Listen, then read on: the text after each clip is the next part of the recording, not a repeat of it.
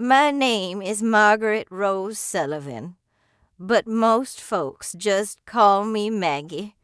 I'm 85 years old now. Born in 1940 in the coal mining town of Millbrook, West Virginia. These days, my fingers aren't as steady as they used to be when I pour my morning tea. Sometimes I forget where I put my reading glasses, only to find them perched right on top of my head. The doctors tell me that's normal at my age. The forgetting, the little confusions, but there are some memories that burn so deep into your soul, they become part of your very DNA.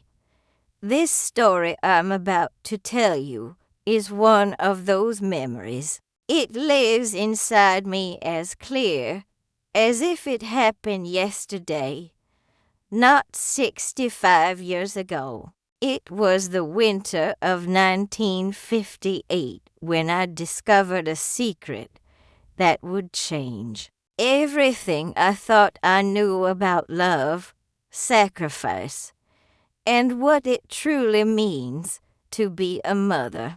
I know it sounds impossible, but sometimes the most unbelievable stories are the truest ones of all. And maybe, just maybe, after carrying this weight for nearly 7 decades, it's finally time I tell someone the whole truth.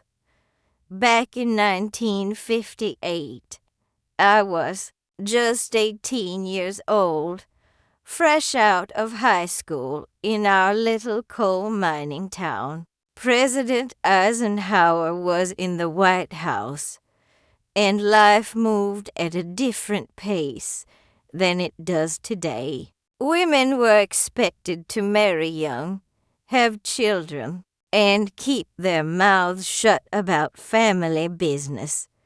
We lived in a world where secrets were buried deeper than the coal in our mountains. I lived with my mother, Eleanor Sullivan, in a small company house on Maple Street. The paint was always peeling, and the roof leaked every spring. But it was home. My father had died in a mine collapse when I was 12, leaving Mama to raise me and my younger brother Tommy on her widow's pension, and whatever she could make taking in washing. Mama was what folks called a strong woman, the kind who could stretch a dollar until it screamed and make a feast out of nothing but potatoes and hope. She had dark hair that she kept pulled back in a tight bun, and eyes that seemed to see right through to your soul. She was quiet, but when she spoke, people listened.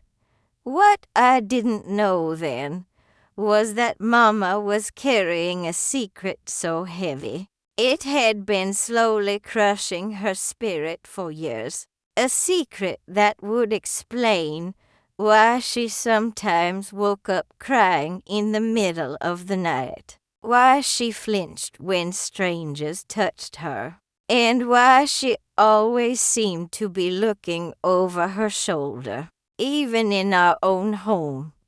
The first hint that something wasn't right came on a Tuesday morning in January 1958.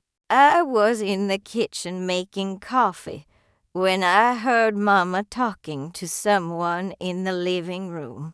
But when I walked in, she was alone, sitting in her rocking chair, staring at a photograph I'd never seen before.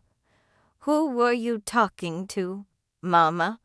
I asked. She startled like I'd fired a gun, quickly sliding the photograph under a cushion. "Nobody, dear. Just talking to myself." old habit, but I had heard two voices. I was sure of it. That photograph haunted me for days. Who was in it? Why did Mama hide it so quickly? And why did her hands shake every time I asked about it? 3 weeks later, while Mama was at the grocery store, I found myself drawn back to that rocking chair. My heart pounded as I lifted the cushion, and there it was, a black and white photograph. Creased and worn from handling, the picture showed a beautiful young woman holding a baby. The woman looked exactly like Mama, but younger, maybe 20 years old. She was smiling in a way I had never seen Mama smile, with pure joy radiating from her eyes. The baby couldn't have been more than a few months old. But here's what made my blood run cold. I knew this wasn't a picture of Mama holding me or Tommy. I had seen all of our baby pictures dozens of times. This baby was different. This moment was different. This happiness. This was something I had never witnessed in our house. I flipped the photograph over, and in Mama's careful handwriting, it said, "Sarah and me, October 1937. My heart, my soul, my greatest love, Sarah." I had never heard Mama mention anyone named Sarah. Who was this child? And why did Mama look at this picture with such longing and pain? When Mama came home from the store, I was sitting at the kitchen table with the photograph in front of me. She dropped her grocery bags, and canned goods rolled across the floor. "Maggie, where did you, Mama? Who is Sarah?" She sank into a chair, like all the air had left her body. For a long moment, she just stared at the photograph, tears streaming down her cheeks. She was my first daughter. The world seemed to tilt sideways. "Your first daughter, Mama? What are you talking about?" Asterisk before you were born. Before I married your father. There was Sarah. She was the light of my life. What happened to her? Mama closed her eyes, and when she opened them again, they were filled with a pain so deep I could feel it in my own chest. That's a story I swore I'd never tell, but maybe it's time. What Mama told me next shattered everything I thought I knew about our family, about her past, and about the quiet woman who had raised me in 1936, when Mama was just 19 years old. She had fallen in love with a young man named Daniel McKenzie. He was from the next town over, the son of the bank president, and by all accounts, a good and decent man. They had planned to marry in the spring of 1937, but then Mama discovered she was pregnant. In those days, Maggie, an unmarried pregnancy, was a scandal that could destroy not just you, but your entire family. Daniel wanted to do right by me, wanted to marry me immediately, but his father threatened to disown him and have me run out of town if he did. Mama's voice grew softer as she continued. My own parents were so ashamed. They sent me away to live with my aunt in Pennsylvania until the baby was born. They told everyone I was helping my sick cousin for the year. Sarah was born on October 15th, 1937. Mama described holding her for the first time, counting her tiny fingers, marveling at her perfect little face. For 3 months, Mama lived in a bubble of pure love, caring for Sarah in secret, dreaming of the day they could somehow build a life together. She was the most beautiful baby. Maggie, she had these bright blue eyes that seemed to see everything. And when she smiled, when she smiled, it was like the sun coming up over the mountains. But the dream couldn't last. Mama's aunt was elderly and couldn't support them indefinitely. There were no programs for unwed mothers, no support systems. Mama was 19 years old, with no education beyond high school, no money, and no husband. That's when they came to me with the solution, Mama said, her voice barely above a whisper. The Weatherby family had been trying to have children for 10 years. Mama continued.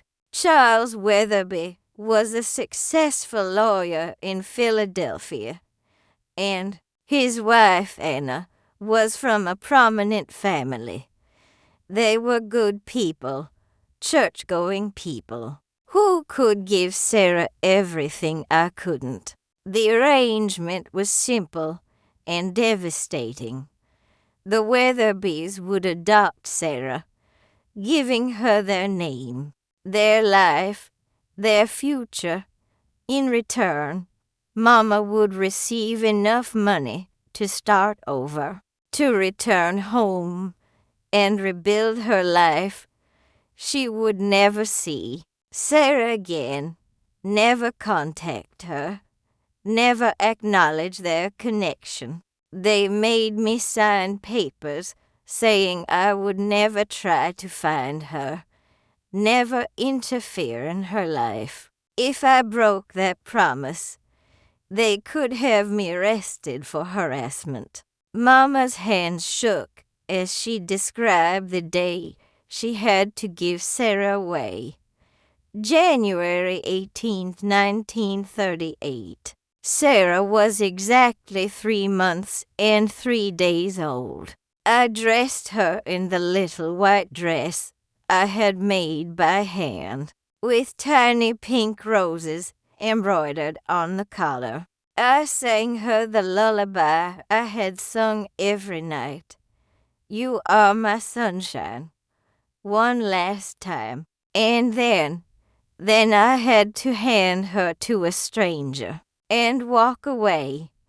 I got on a train back to West Virginia that same day. I never looked back, because I knew if I did, I would have run back to her and damn the consequences. When Mama returned home, she told everyone that her cousin had recovered and no longer needed help. 6 months later, she met my father, Frank Sullivan. They married quickly, and I was born in 1940, followed by Tommy in 1943. But not a day went by that I didn't think about Sarah. Not a single day. I sat there stunned, trying to process this revelation. I had a sister, somewhere out there. I had a sister who was 21 years old, who had no idea her birth mother thought about her every single day. Mama, why are you telling me this now? She reached across the table and took my hands. Because, sweetheart, yesterday I received a letter. Sarah is looking for me. Mama went to her bedroom and returned with an envelope postmarked from Philadelphia. Inside was a letter written in careful, feminine handwriting. Asterisk, dear Mrs. Sullivan. Asterisk, my name is Sarah Elizabeth Weatherby. I was born on October 15th, 1937, and adopted as an infant. I have recently learned that you may be my birth mother. I want you to know that I have had a wonderful life with loving parents who gave me every opportunity. I am not writing to disrupt your life or to cause any pain. I am simply hoping to understand where I came from and perhaps to know that I was loved. Even if you couldn't keep me, if you are willing to correspond, I would be grateful. If not, I understand and will respect your wishes with hope and gratitude. Sarah Asterisk Mama's tears fell onto the letter as she read it aloud. She's been looking for me for 3 years, Maggie. She hired a private investigator who finally tracked me down through the adoption records. What are you going to do? I don't know. For 21 years, I've honored that agreement. I've stayed away from her. Let her live her life. But now she's reaching out to me. Over the next few days, Mama was like a ghost in our house. She would start conversations and then drift off mid-sentence. She barely ate. She spent hours sitting in that rocking chair, holding Sarah's baby picture. Finally, I couldn't stand it anymore. Mama, you have to write back to her. What if she's disappointed? What if I'm not what she hoped for? What if she's been wondering her whole life if you loved her? What if she needs to hear that you never stopped thinking about her? That night, Mama sat at our kitchen table and wrote her first letter to the daughter she had given away 21 years earlier. The correspondence that followed was like watching Mama come back to life. Every few days, a letter would arrive from Philadelphia, and Mama would read it with tears of joy streaming down her face.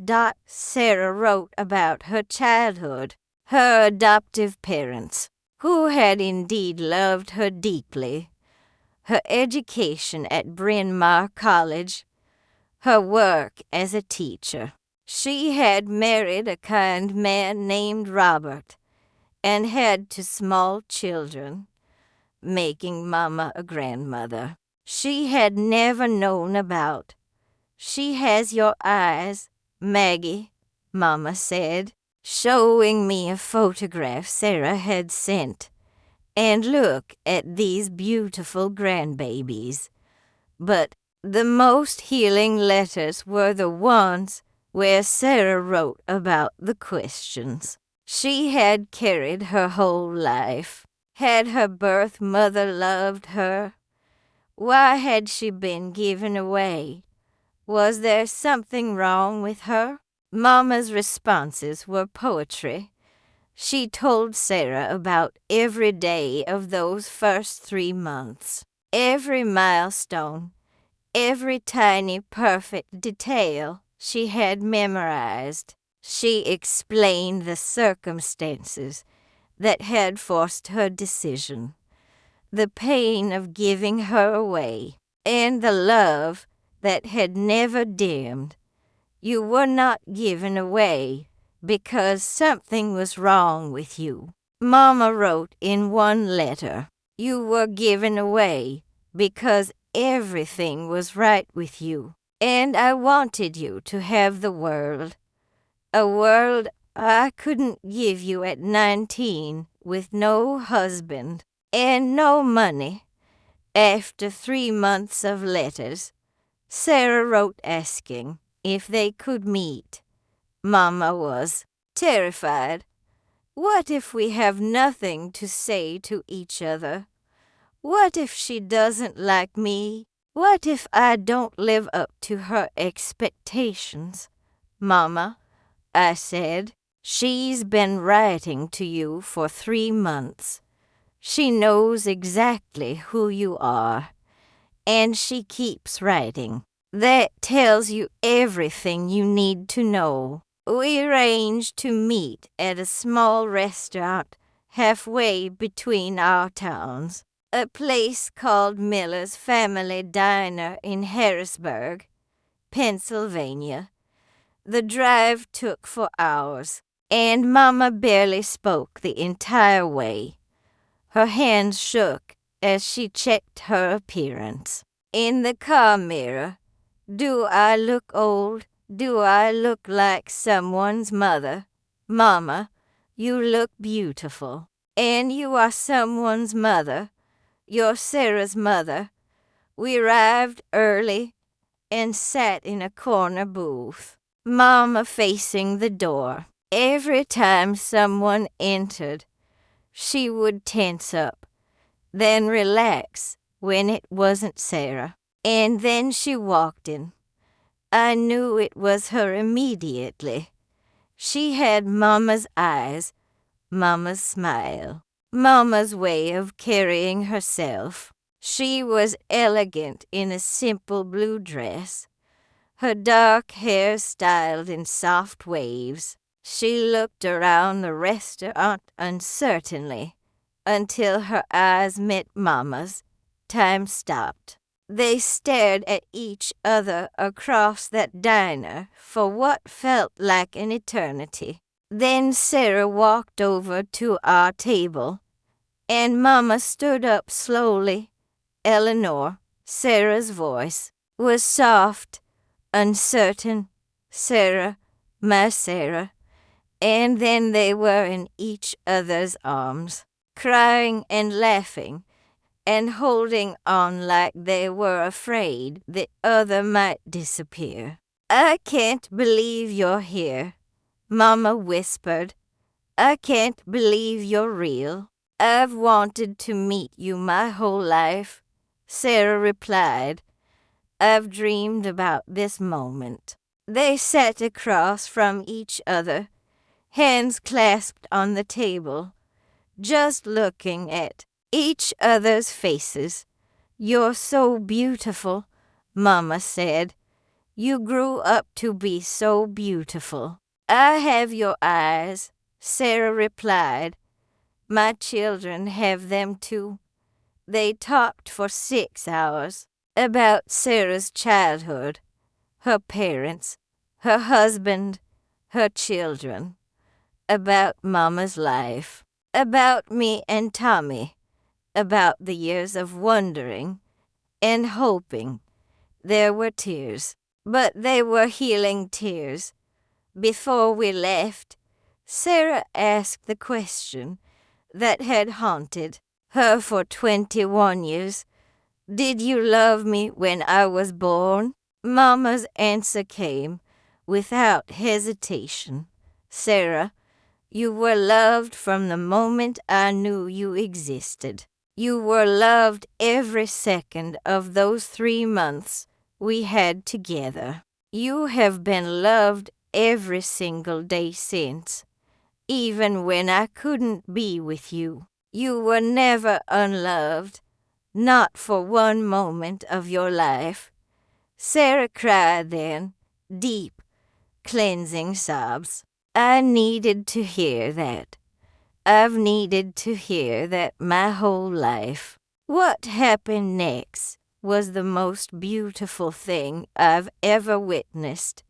Over the following months, Sarah became part of our family, and we became part of hers. She brought her husband Robert and their 2 children, little Emma, age 4, and baby Michael, just 18 months old, to visit us in West Virginia.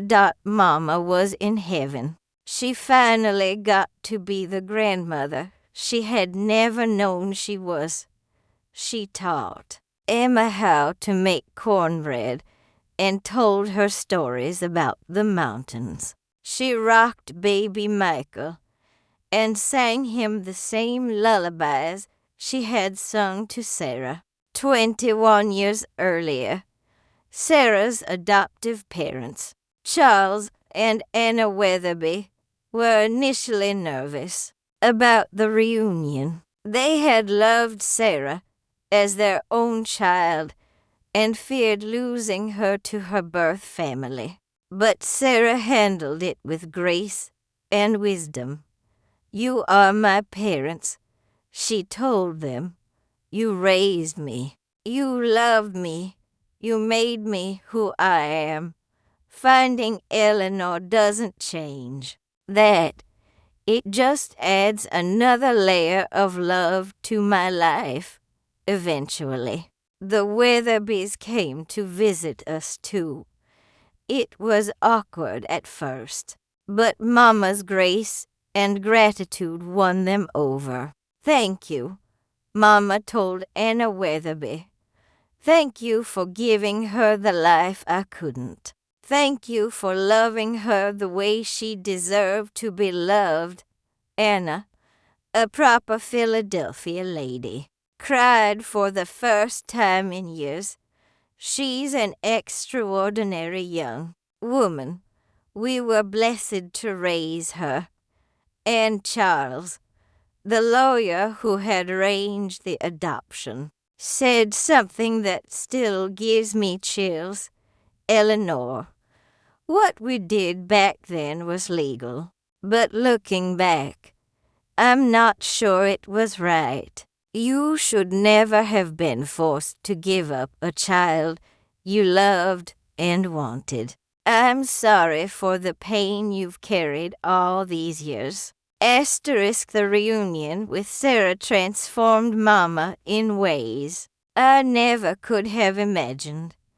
The woman who had been quietly sad for as long as I could remember began to laugh again. She started taking pride in her appearance, buying herself new dresses and styling her hair. She began talking about the future instead of just surviving each day. But perhaps the most remarkable change was in how she talked about the past.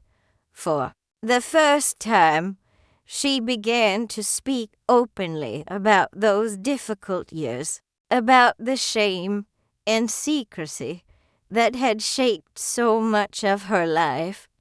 "I was so young," she said one evening as we sat on the porch watching the sunset. "So young and so scared. I thought I was doing the right thing for Sarah, but I never realized how it would haunt me. You did the best you could with the choices you had." I replied, "Maybe, but I want you to know, Maggie, that times are changing. Women don't have to carry shame about pregnancy anymore. They don't have to give up their children because society says they should. Promise me that if you ever find yourself in a difficult situation, you'll remember that you have choices your mother didn't have." Sarah visited us at least once a month, sometimes bringing her family, sometimes coming alone for quiet conversations. With Mama, They were making up for 21 years of lost time, but they were also building something new, a relationship between two women who had both been shaped by that early separation. Sarah told me once, "I don't regret being adopted. The Weatherbys gave me a wonderful life." But knowing Eleanor, understanding where I came from, understanding that I was loved, it's filled in a hole in my soul I didn't even know was there. The extended family gatherings became legendary in our little town. Picture this: the coal miner's widow, the Philadelphia lawyer, and his wife, the adopted daughter, who was now a teacher, her husband and children, and me and Tommy trying to keep up with it all. We were an unlikely bunch, but we were family. As the years passed, Sarah and Mama's relationship deepened. Sarah named her third child Eleanor, after Mama. Mama lived to see all of Sarah's children grow up, graduate from college, and start families of their own. In 1975, when Mama was diagnosed with cancer, Sarah moved back to West Virginia to help care for her for 6 months. The daughter, who had been separated from her mother at 3 months old, became her primary caregiver. It's like we're getting those lost months back. Mama said during one of her good days, "She's taking care of me the way I should have been able to take care of her."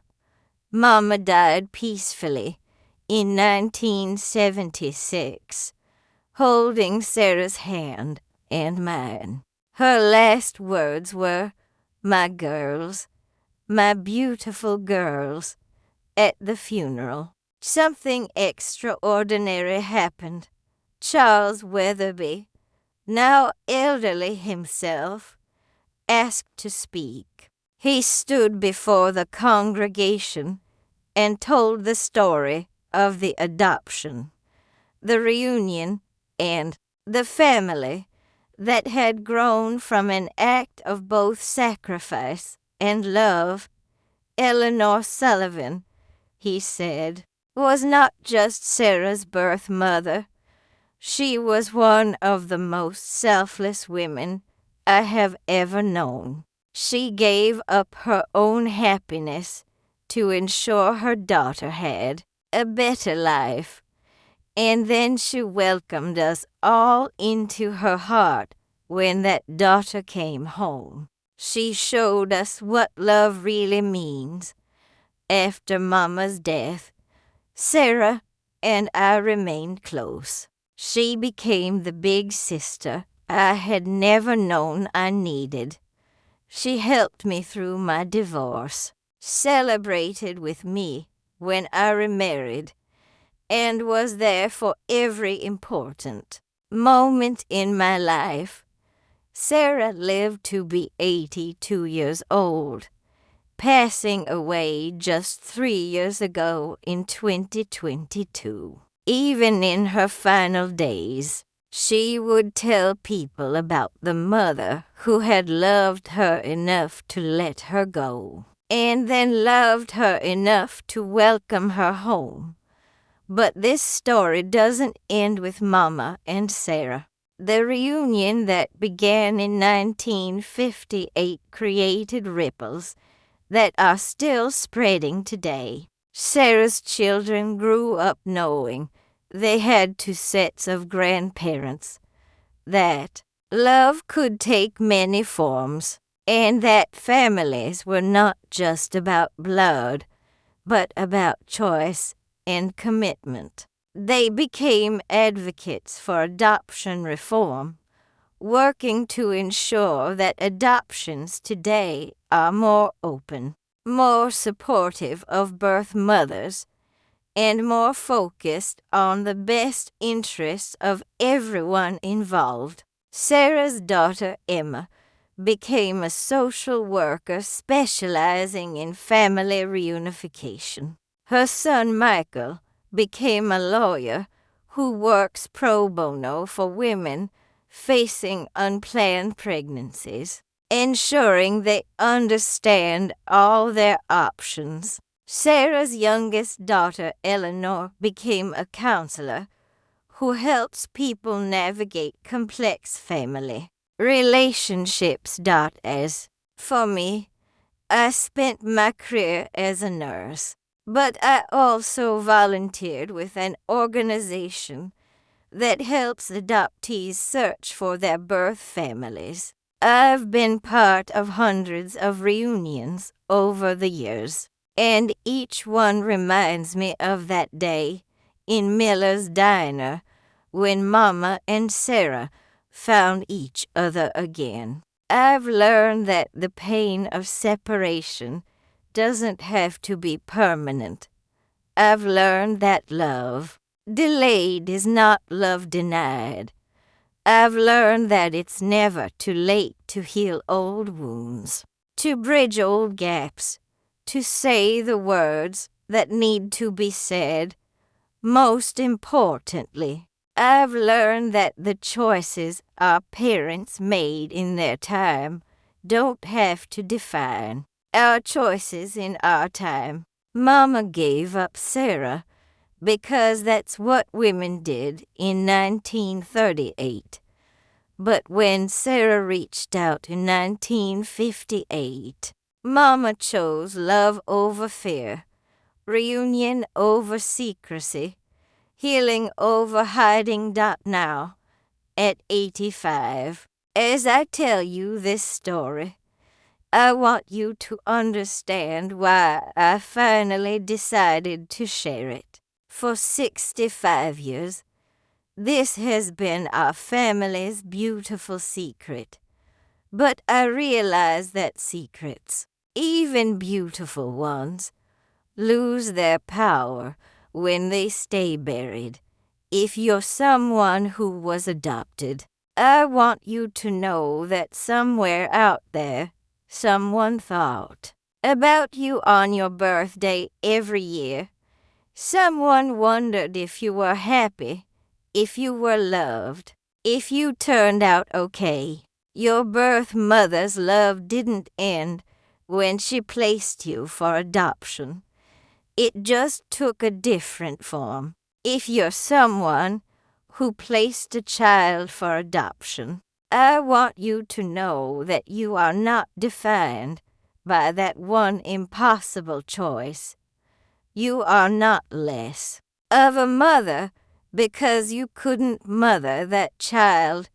Love takes many forms, and sometimes the most loving thing you can do is admit you cannot provide what someone else can. If you're someone who adopted a child, I want you to know that loving an adopted child doesn't mean pretending they have no other history. Sarah's adoptive parents learned that embracing her birth family didn't diminish their role in her life. It enriched it. And if you're someone carrying any kind of family secret, shame about your past, regret about choices made, fear about truths that need to be told, I want you to know that it's never too late to choose love over fear.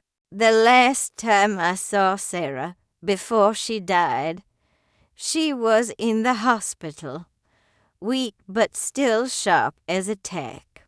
Her children and grandchildren surrounded her bed, but she asked for a few minutes alone with me. Maggie, she said, I need you to promise me something, anything. I need you to tell this story, not just to family, but to the world. There are so many people out there living with holes in their hearts, thinking they're broken, thinking they're unloved. They need to know that love finds a way. They need to know that families can heal. Sarah, I'm not a storyteller. I'm just a retired nurse. She smiled that smile that had melted Mama's heart 60 years earlier. You're not just anything, Maggie.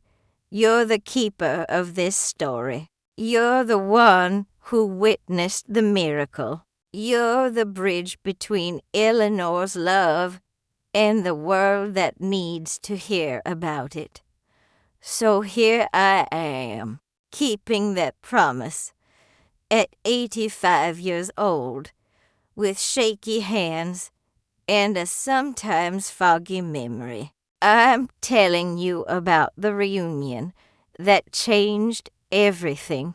I'm telling you about the photograph hidden under a cushion, about letters written across decades of silence, about the moment two women found each other in a small town diner and created a new definition of family. I'm telling you about love that was interrupted but never ended, about choices that seemed impossible but led to something beautiful, about the courage it takes to reach across years of silence and say, I never stopped loving you. Today, Sarah's great-grandchildren call me Great Aunt Maggie. They don't fully understand the complicated history that brought us all together, but they will someday. And when they're old enough, I'll tell them this story too. Because stories like this don't belong to just one family. They belong to everyone who has ever loved someone they couldn't keep. Everyone who has ever wondered where they came from. Everyone who has ever hoped for a second chance. The house where Mama and I, Lived, is gone now, torn down years ago to make way for a shopping center. But Miller's Diner is still there in Harrisburg, Pennsylvania. I drive by it sometimes when I visit Sarah's grave, and I think about that day when everything changed. I think about the power of reaching out, of taking that first scary step toward healing. I think about how different our lives would have been if Sarah hadn't found the courage to write that first letter.